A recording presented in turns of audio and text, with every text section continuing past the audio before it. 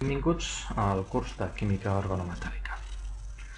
Per començar, com veiem en aquest dibuix, hi ha una noia que crida Peter, i aquest Peter no és més altre que l'alter ego de l'Spider-Man, que sembla ser que està llegint a la universitat un llibre que tracta de química organometàl·lica i el seu comentari és una mica desafortunat, que diu, que cosa tan rara. La química organometàl·lica, com veurem al llarg d'aquest curs, és la química que tracta d'aquells compostos que almenys tenen un enllaç metall-carboni. Aquests compostos que tenen almenys un enllaç metall-carboni els estudiarem en dues parts.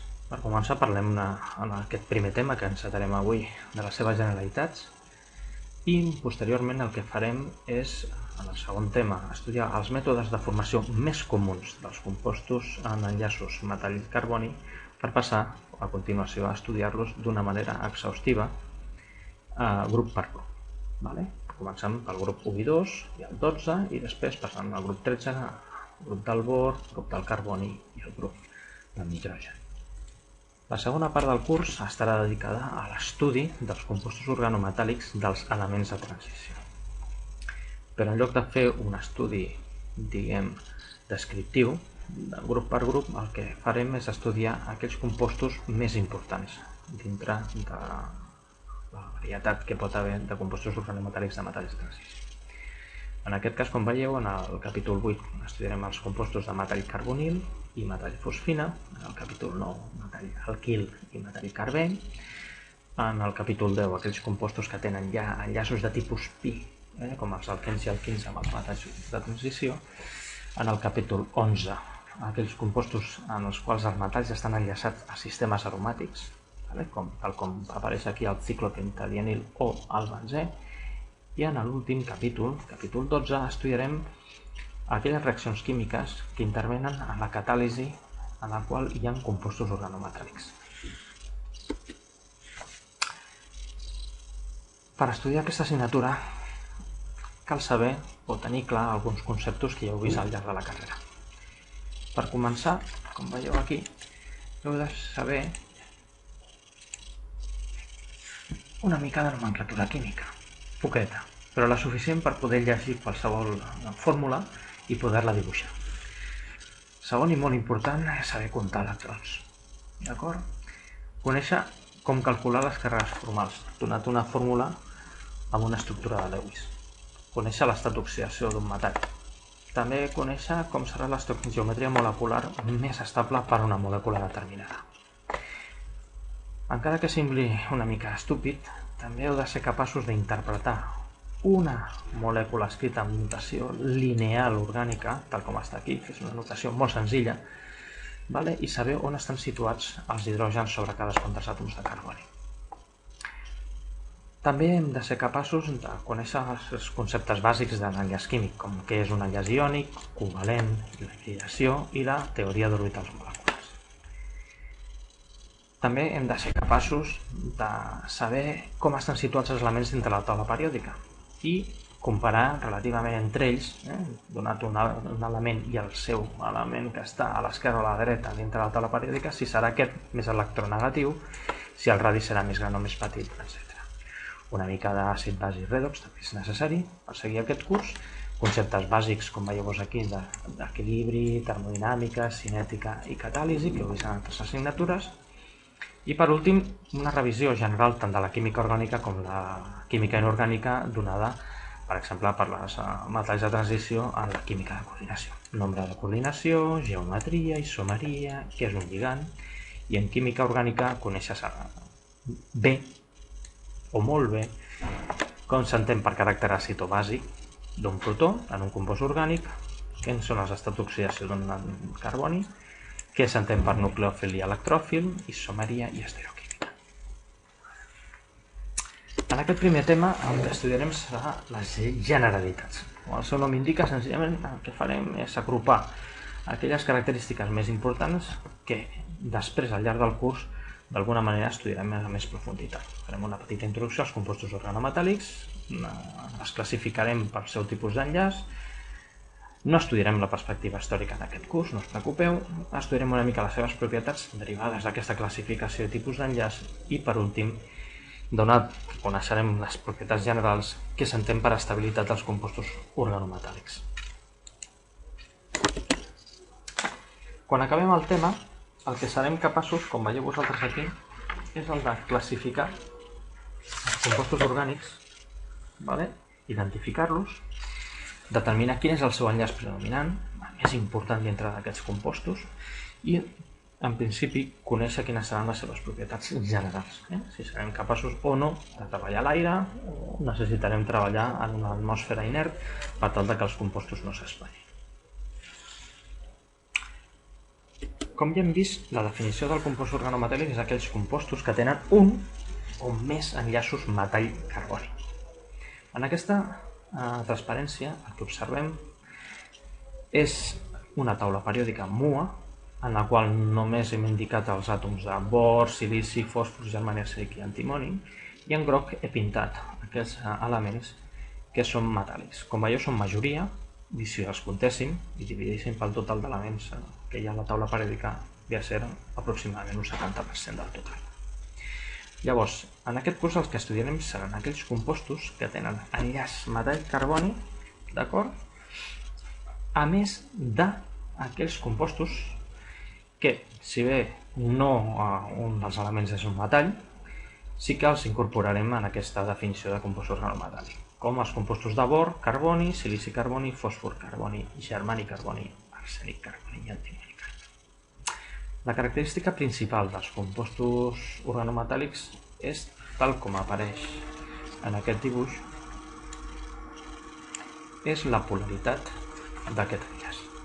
Tots els compostos organometàl·lics, metalls, ja sigui de transició, grups principals, tenen la polaritat, com veieu, que el carboni està carregat negativament i el metall està carregat positivament.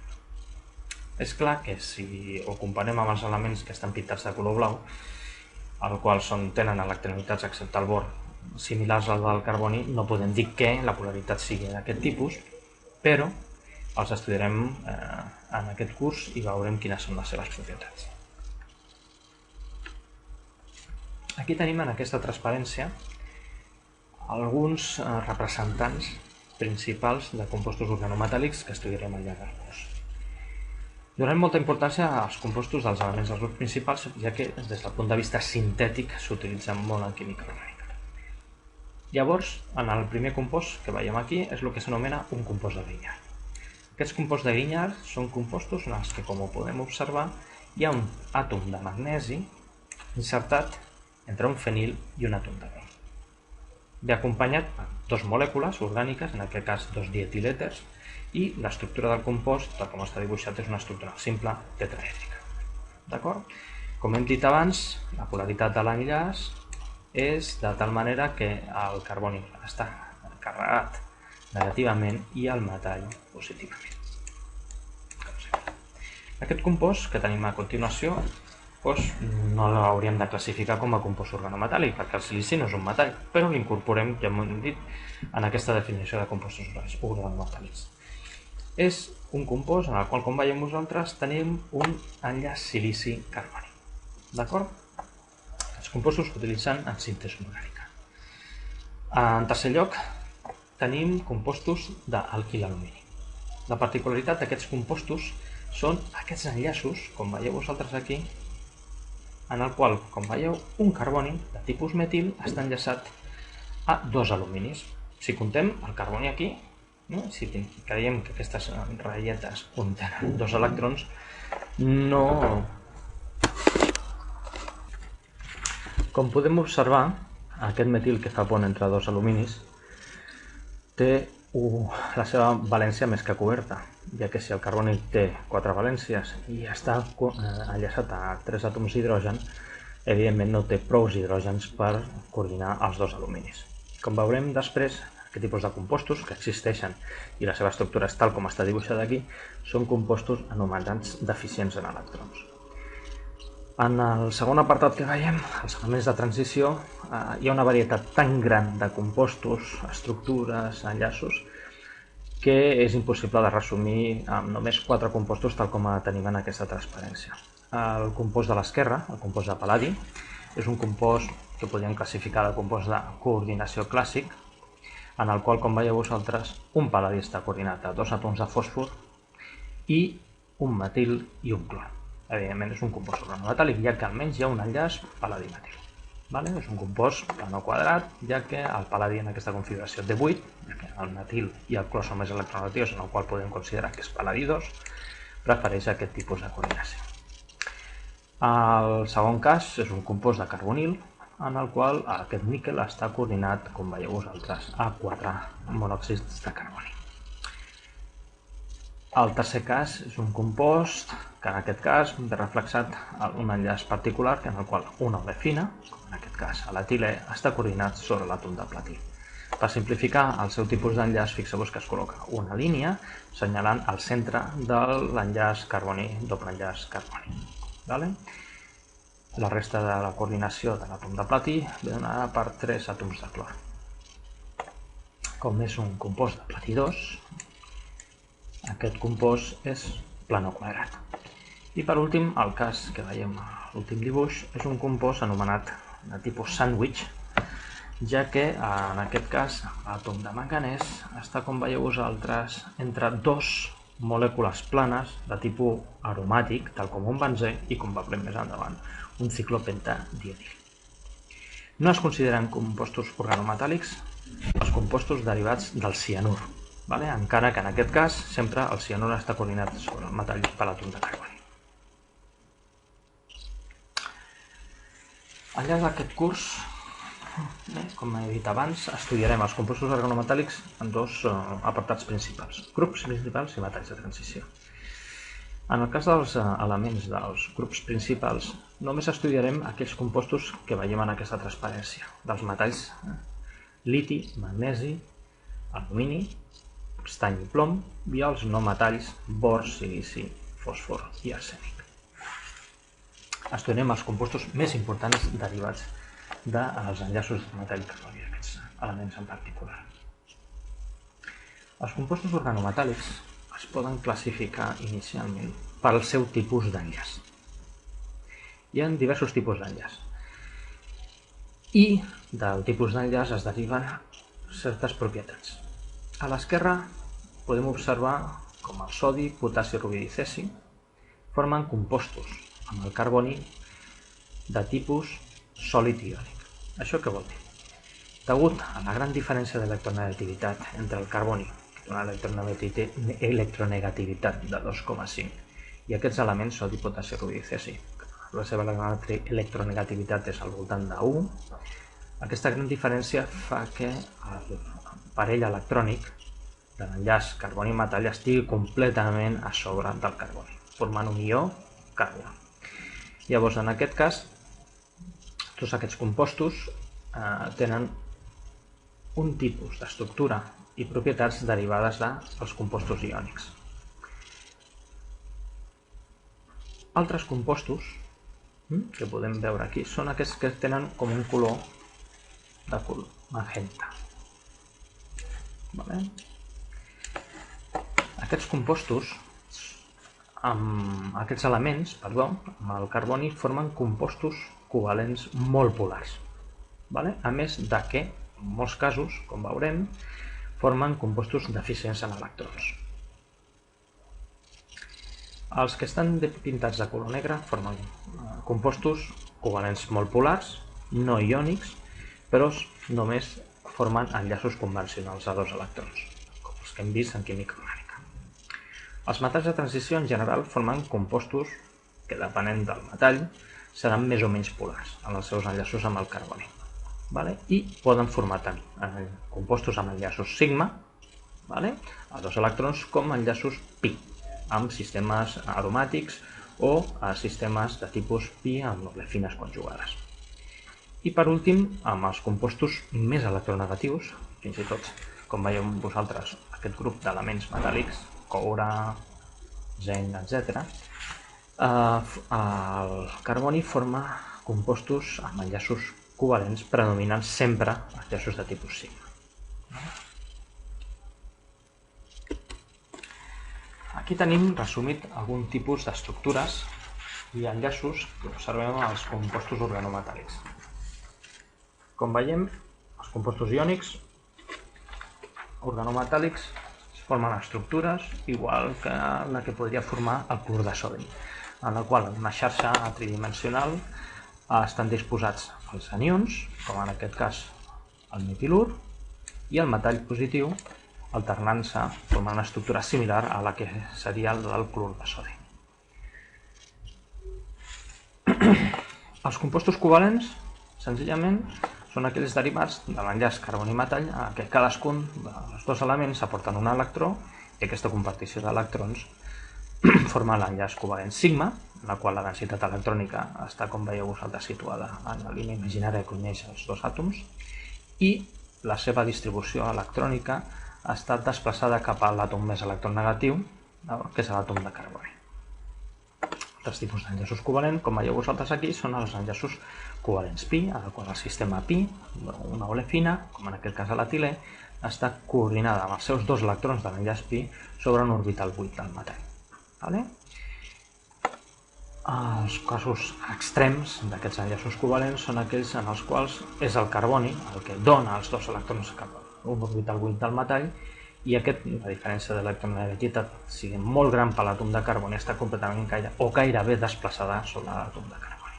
D'acord? Seria la situació extrema del covalent sigma, en el qual, per exemple, seria un enllaç or-carboni, per exemple, en aquest cas, i en aquest cas seria un enllaç titani-carboni.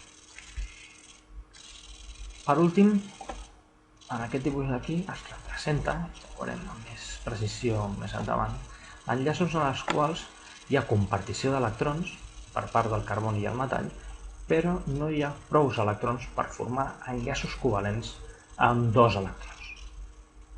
D'acord?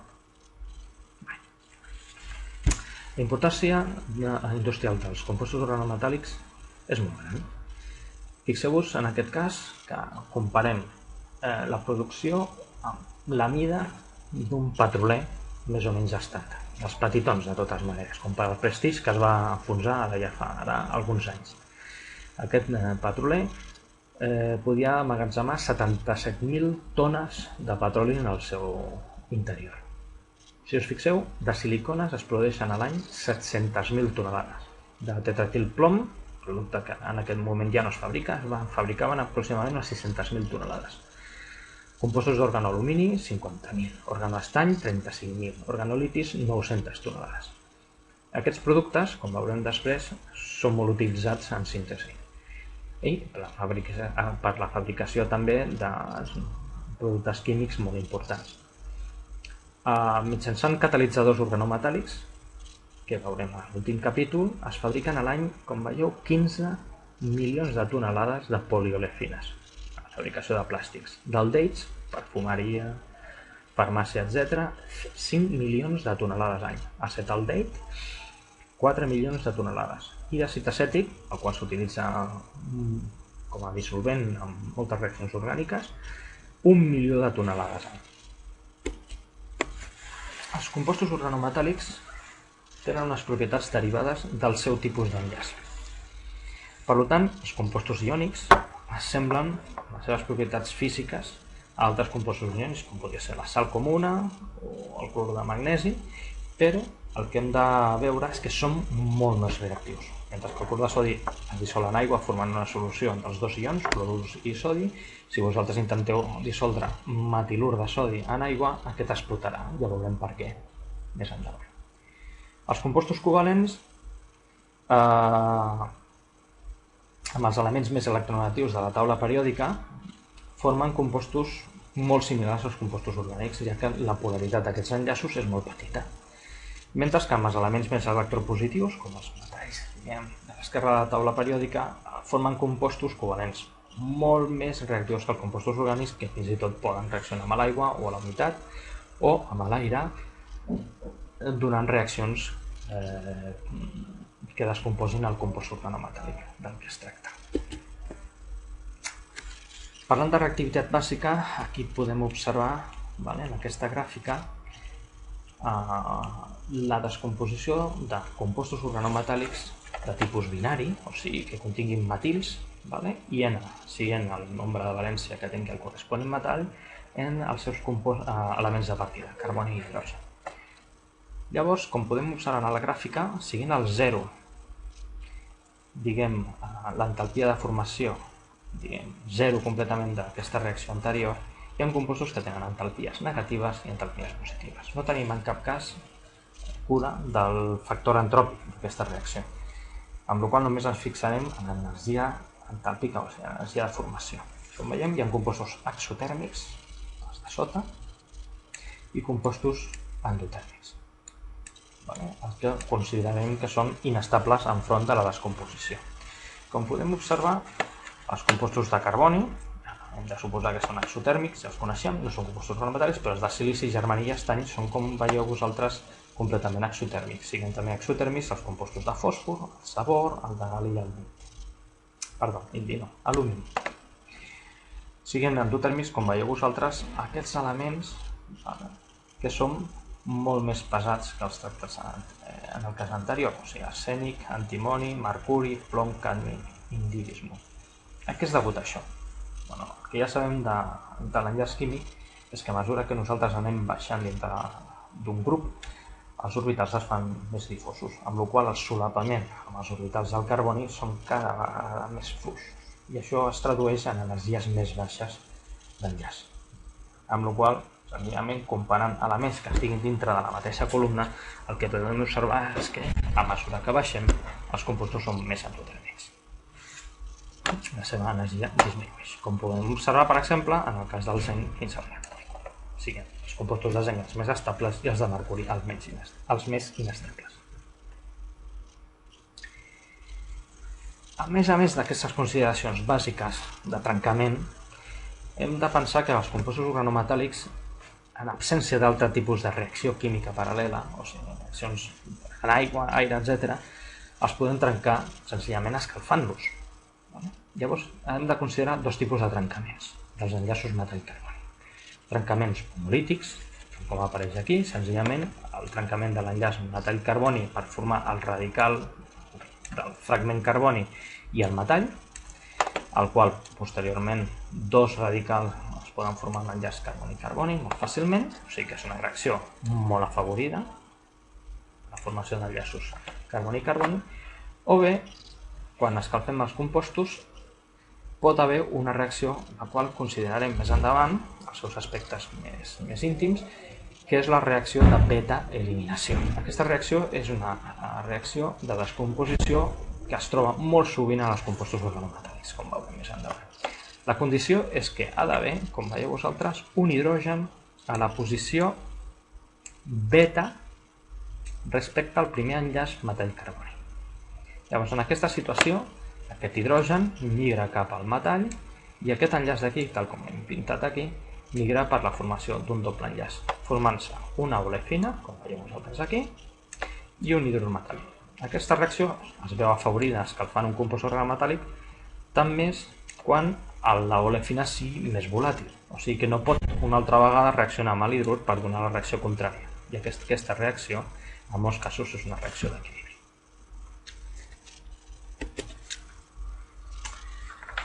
Llavors, quina és la raó de que hi hagi una o l'altra de les reaccions?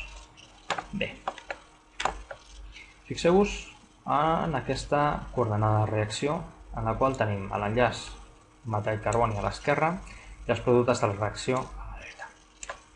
El mecanisme de descomposició de la beta-eliminació passa per tenir una energia d'activació molt més petita que no l'energia d'activació fins a la formació dels radicals corresponents del trencament homolític. Això fa que el camí, sempre que hi hagi una reacció que pugui passar per una beta-eliminació, aquesta serà prioritària respecte al trencament homolític. Llavors, en aquest cas, com ja sabem, la primera explicació que hem donat respecte al tipus d'enllaç baixant dintre d'un grup de la taula periòdica, per exemple, el tetrametilsilà és més estable que el tetrametilplom degut a que, fixeu-vos que en aquest cas, ni el metil en l'enllaçat al silici i l'enllaçat al plom pot patir una reacció de beta-eliminació perquè no posseeixen hidrogen en posició beta. Però tenint en compte que el plom forma enllaços més febles amb el metil que no el silici, evidentment el silici serà més estable. En el cas de que hi hagi hidrògens en posició beta, fixeu-vos que en aquest cas, quan comparem l'estabilitat del tetrametilplom amb el tetraetilplom, com hem vist abans, el tetrametil no pot descomposar mitjançant una beta eliminació, perquè no té hidrògens beta, o sigui, només podria descomposar mitjançant un trencament homolític, mentre que el tetraetilplom sí que pot descomposar mitjançant la beta eliminació i per tant descompensarà abans, molt probablement a molt més baixa temperatura que el tetrametilplom. Altres tipus de consideracions que hem de tenir respecte a la reactivitat bàsica dels compostos organometàl·lics és l'oxidació a l'aire. En general el que podem dir és que gairebé tots els compostos organometàl·lics reaccionen amb oxigen, donant diòxid de carboni i òxid del corresponent metall. Com tots dos tenen energies o entalpies de formació molt negatives, aquesta reacció globalment és molt exotèrmica. També és cert en el cas dels compostos orgànics, però com ja sabeu de química orgànica, els mecanismes de descomposició orgànics en el cas de les oxidacions passen per tenir energies d'activació molt altes, de tal manera que no tots els compostos orgànics en principi cremen espontàniament. Igual passa amb els compostos organometàl·lics. El que podem veure és que podem classificar els compostos organometàl·lics entre compostos inerts, que no reaccionen amb l'aire, oxigen en aquest cas, i compostos flamables. Com podem observar, són la majoria. Curiosament, els compostos, com veiem aquí en aquest cas, de beril·li i magnesi, són estables a l'aire, igual que tots els compostos del grup del carboni i del fòsfor, en general. Mentre que tant els alcalins i alcalinoterris més pesats reaccionen amb l'oxigen, són reaccions molt violentes, igual que tots els compostos del bor i els compostos per sota, els més metàl·lics, evidentment del grup 15, del grup del nitrogen. La reacció d'oxidació amb l'oxigen, tal com he comentat abans, ve afavorida per la formació d'una molècula molt estable com és el diòxid de carboni i els òxids metàl·lics. En general, aquestes reaccions venen afavorides sobretot per la formació dels òxids metàl·lics, ja que aquests tenen entalpies de formació molt negatives. Ara bé, hi ha compostos amb diferents comportaments. Per exemple, per què el tetrametilestany és estable a l'aire mentre que el dietilzenc no ho és? Malgrat que tots dos, com veieu vosaltres, tenen entalpies de combustió molt negatives. I tots dos, evidentment, per aquest motiu són termodinàmicament inestables. Mentre que el primer és inert, no reacciona amb l'oxigen apreciablement en llargs períodes de temps, i el segon només obrir l'ampolla en el qual està guardat és pirofòric.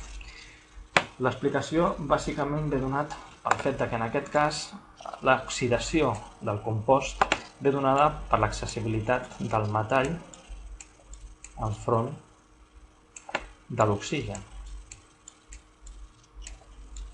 En aquest enllaç, estany metil ha d'arribar l'oxigen per començar a fer la seva reacció, però degut a que l'estany està rodejat de 4 metils a curta distància, l'accessibilitat és molt petita, mentre que els compostos de dietilzenc són compostos lineals, molts d'ells, de tal manera que l'enllaç zenc-etil és perfectament accessible per l'oxigen. O sigui que hem de tenir en compte que hi ha aspectes cinètics de la reacció de l'oxigen amb els compostos organometàl·lics que tenen a veure moltes vegades amb la seva estereoquímica per que hi hagi reaccions de combustió.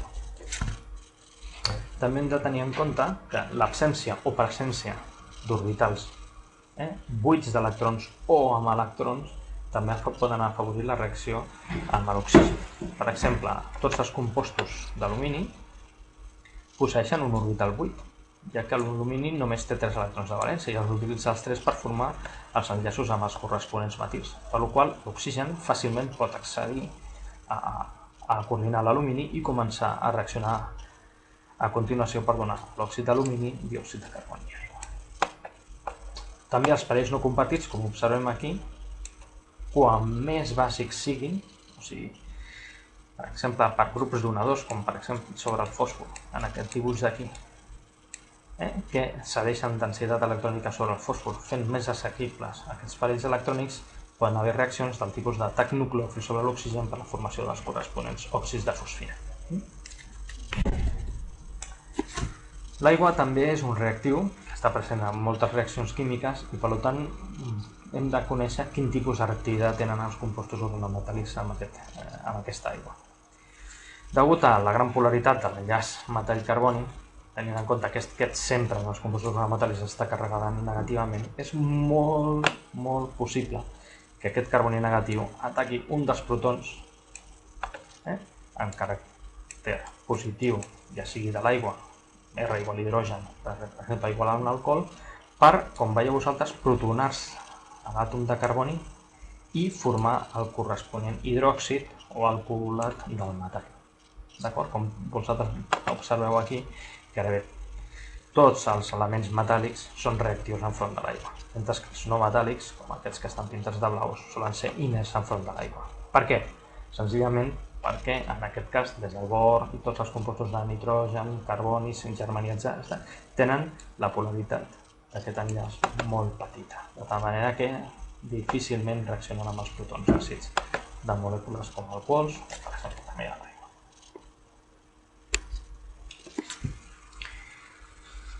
Llavors, com veieu vosaltres aquí, tenim un resum de la reactivitat bàsica dels compostos organometàl·lics. Llavors, enfront de l'aigua. Llavors, al igual que en el cas de l'oxigen, hem de tenir en compte també efectes, diguem, estèrics de les molècules que nosaltres volem estudiar. Mentre que els compostos que tinguin, per exemple, l'octet complet, és difícil que reaccionen amb l'aigua perquè aquesta aigua té difícil d'atacar el centre metàl·lic, que és el centre positiu, i coordinar-se, per exemple, a través del parell electrònic de l'oxigen. Els elements més metàl·lics, però que a la vegada estiguin amb una coordinació insaturada, com per exemple els compostos d'alumini, és molt més fàcil aquest atac centre metàl·lic i després aquests hidrògens carregats positivament ataquin els carbonis negativament. D'acord?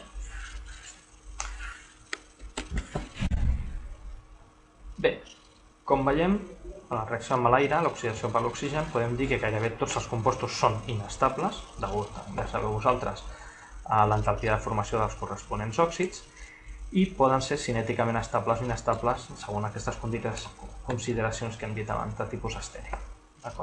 Els compostos amb baix estat d'oxidació són normalment molt inestables i molt fàcilment oxidables.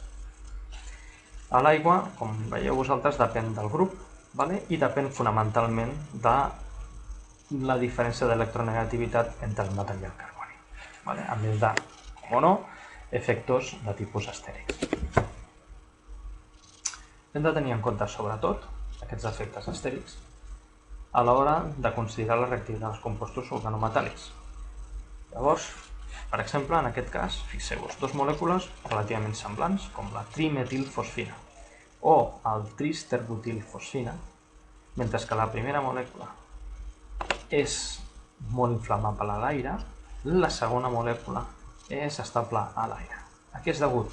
Senzillament a l'accessibilitat del parell electrònic, mentre que el grup terbutil és un grup extremadament voluminós que impedeix que l'oxigen reaccioni amb aquest parell electrònic.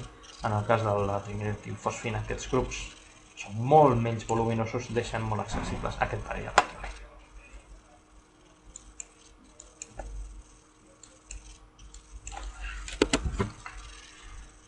Bé, per resumir, com veieu, l'energia d'enllaç baixa pels elements més pesats.